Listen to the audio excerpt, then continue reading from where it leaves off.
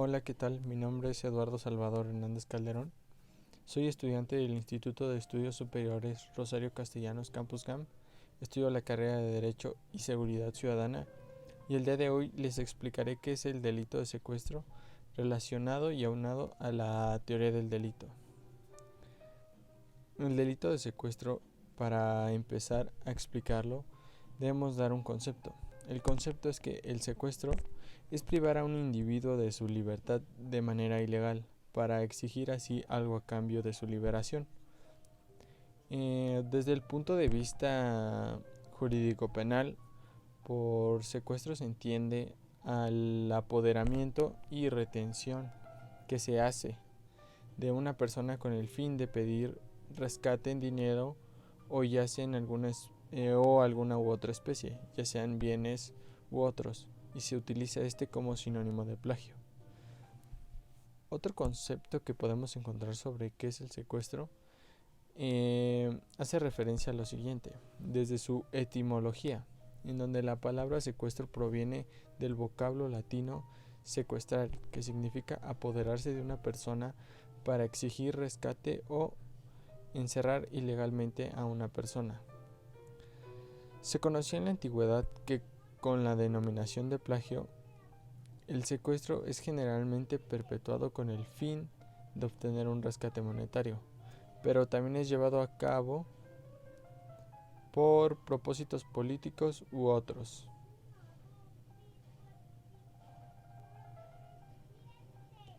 En cuanto a tipos de secuestros, encontramos que los delitos de secuestros más comunes en nuestro país, México, serían dos. El primero es el secuestro express.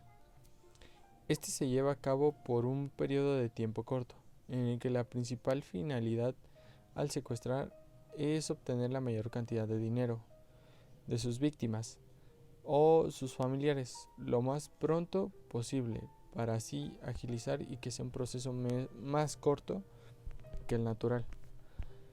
El secuestro virtual, que tiene un auge ahora, en donde en esta modalidad los delincuentes llaman a la familia u conocidos de una persona para decir que la tienen secuestrada, cuando realmente no es así, y así pedir un rescate y que estos delincuentes actúen de manera más rápida para hacer todo en el tiempo en que la persona esté ausente y en el cual ellos estén seguros de que no se pondrán aquellas víctimas en contacto de sus familiares o supuestas víctimas con los familiares.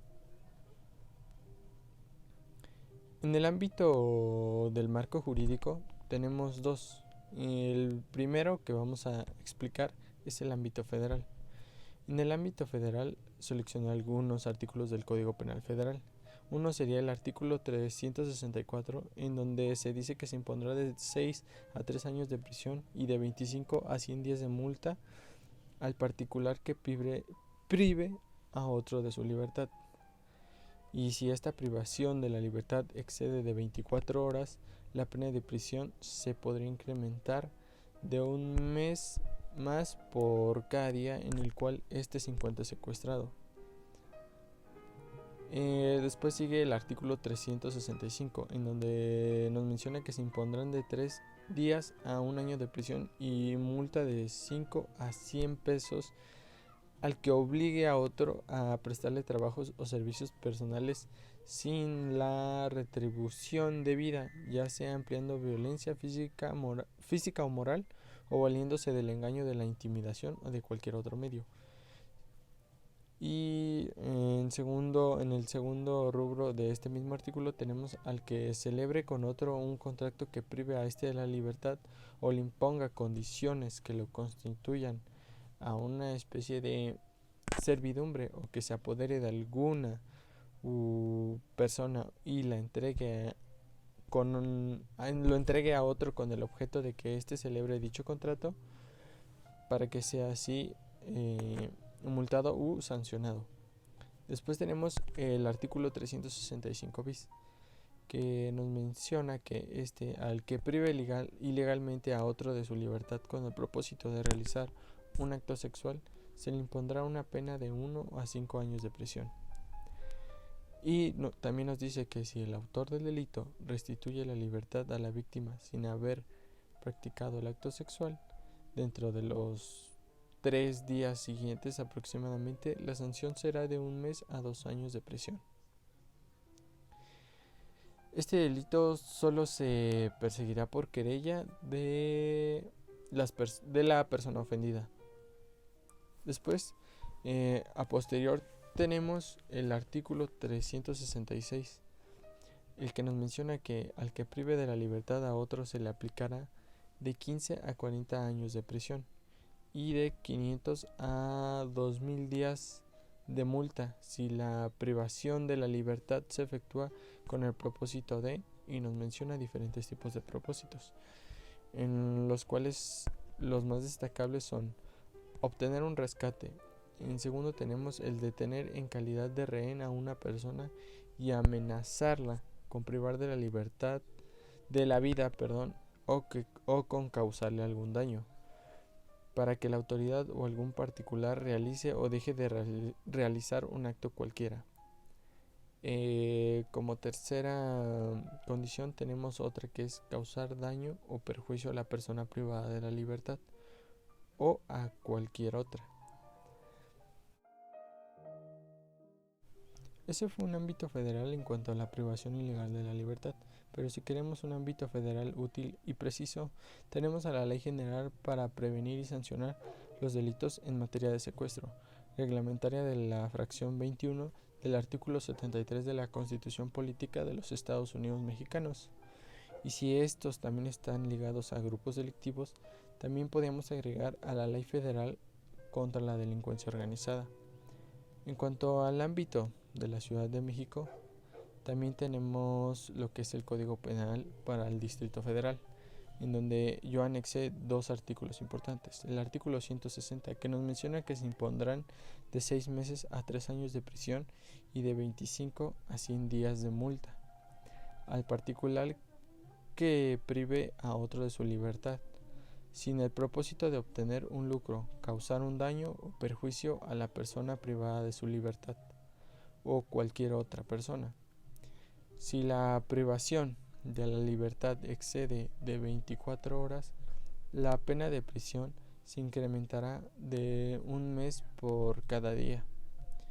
Y si el agente espontáneamente libera a la víctima dentro de las mismas 24 horas siguientes al de la privación de su libertad, la pena de prisión será de la mitad de la prevista o de la ya mencionada anteriormente.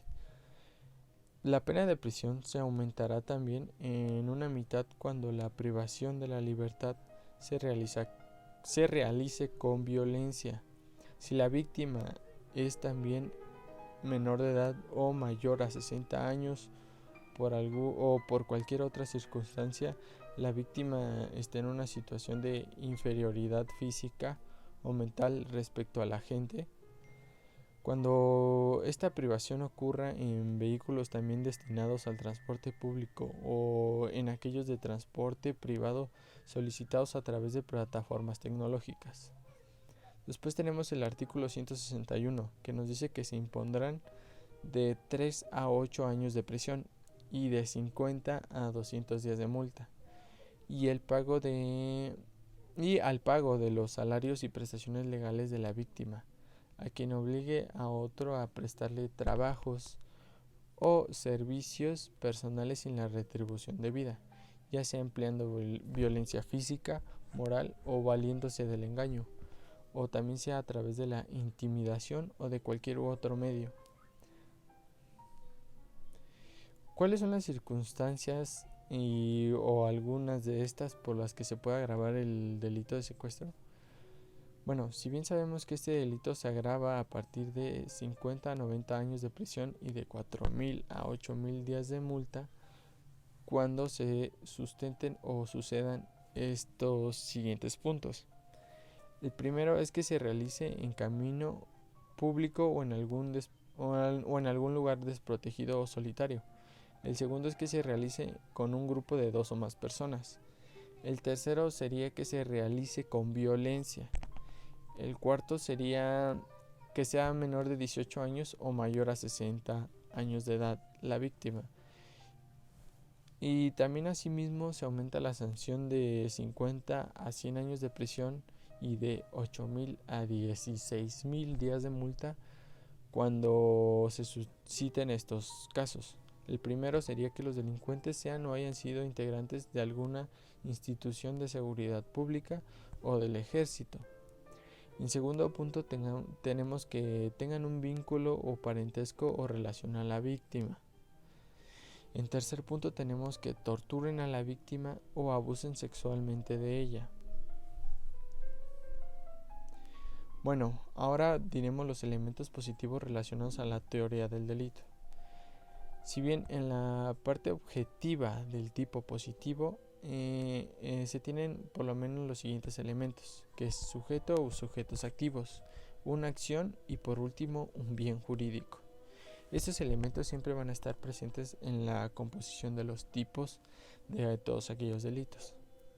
En este caso tenemos en primero lo que es la acción. En el delito de secuestro, la acción se refleja inmediatamente en la sustracción o retención, lo que constituye la base del tipo, es decir, el elemento más importante, y que aquí tenemos como consecuencia de tal acción un resultado que modifica el mundo exterior. De tal resultado es entendido como cambio causado por la conducta y destino de la misma, que estos son llamados delitos de resultado.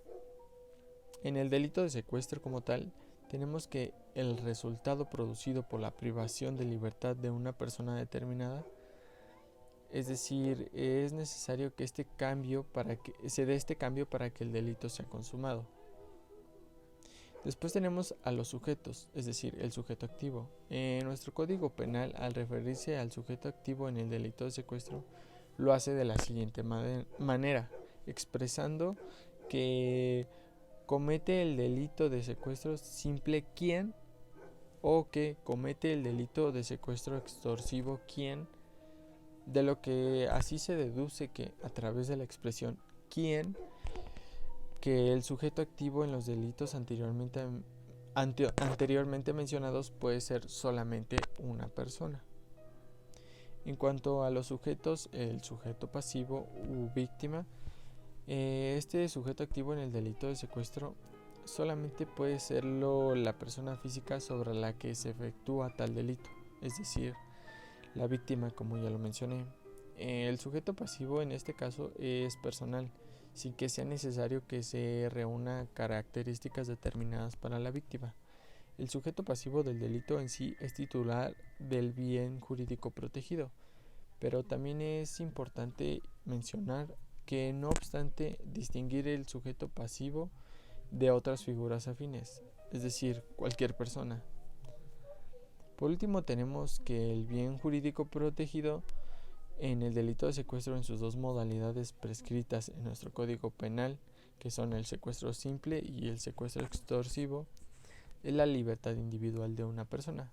Por tanto, el bien jurídico lesionado es la libertad individual de cada uno de ellos, cuyo contenido está regulado por el derecho a que se respete la libertad de las personas. Y cabe mencionar que así de esta manera y que en la modalidad de secuestro extorsivo se lesiona tanto la libertad individual como el patrimonio de la persona y de un tercero de manera subsidiaria. Como objeto material en los elementos positivos, de tal manera que se puede decir que los objetos u objeto es la persona o cosa sobre la que cae directamente el daño causado por el delito cometido. Bueno, pues sin embargo aquí, ya sea en el caso del secuestro, el secuestro siempre, o en la figura de secuestro extorsivo, que esto lo constituye indudablemente, el sujeto pasivo, es decir, cualquier persona en quien pueda recaer o recae o se lleva a cabo el apoderamiento. Llegamos a un resultado. Por último, el resultado, por ser un delito de resultado material y permanente, se consuma en el momento mismo en el que se define ilegalmente a la víctima con el fin de realizar cualquiera de los actos o mediante alguna de las conductas, y todo el tiempo que se duró o que se prolongue, o sea, a partir de la que se impone aquel impedimento físico de su libertad de tránsito y en el cual se le detiene o encierra en algún lugar. Es así como, continuándose su consumación por todo el tiempo, se da la privación en su y para su libertad.